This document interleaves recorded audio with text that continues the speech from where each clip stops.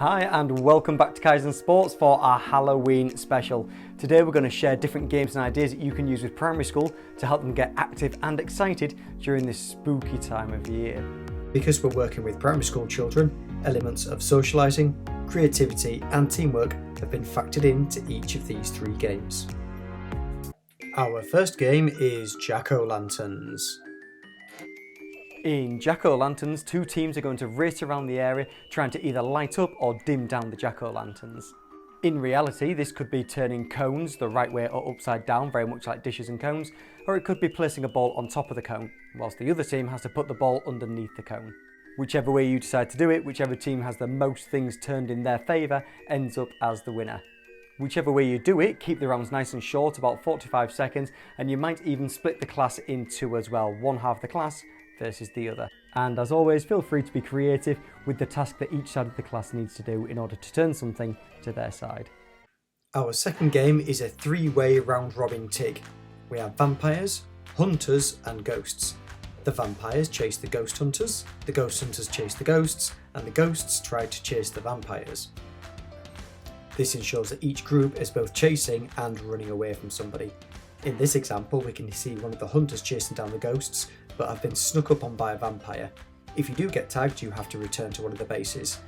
But while everyone else is in the melee distracting one another, you may have a willing teammate who's happy to come to your base in order to save you. Finally, feel free to make adaptations with the game. For example, it could be that you're allowed to stay safe in a base for a limit of maybe 5 seconds, just to get your breath back before you're forced to come back out again. This game is very energetic and chaotic and is a game that children simply love to play. Our final game is The Witch's Cauldron, a game full of teamwork and bravery.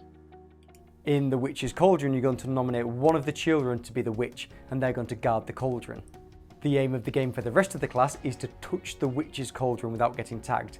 If they can touch it 10 times as a collective, then they win the game. If, however, the witch does tag you, then you turn to stone, and if the witch turns everyone into stone, then the witch wins the game. You can, however, save one of the people that have been turned into a statue, but it is a risk. Here you might need to use communication and teamwork in order to try and lure the witch away. With a bit of planning, some sharp decision-making skills, and heaps of bravery, you might even be able to free one of your teammates, although this is a huge risk, because if you get tagged, then you're a statue as well.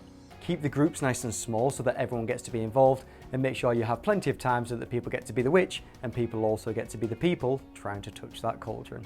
Finally, our 3 quick tips to help take your teaching to the next level. Our first tip is to use themes.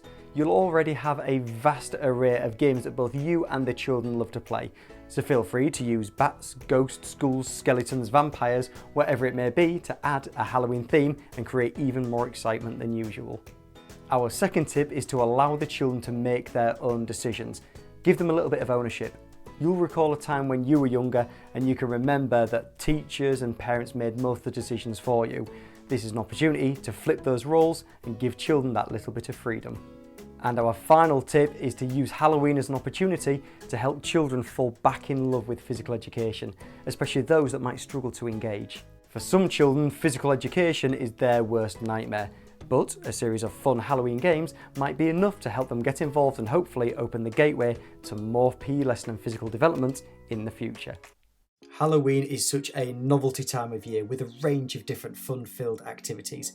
So let's take this opportunity to ensure that some of those activities are physical ones as well. Thank you for watching everyone. Be sure to like, share and subscribe before jumping over to our Facebook page for even more free resources.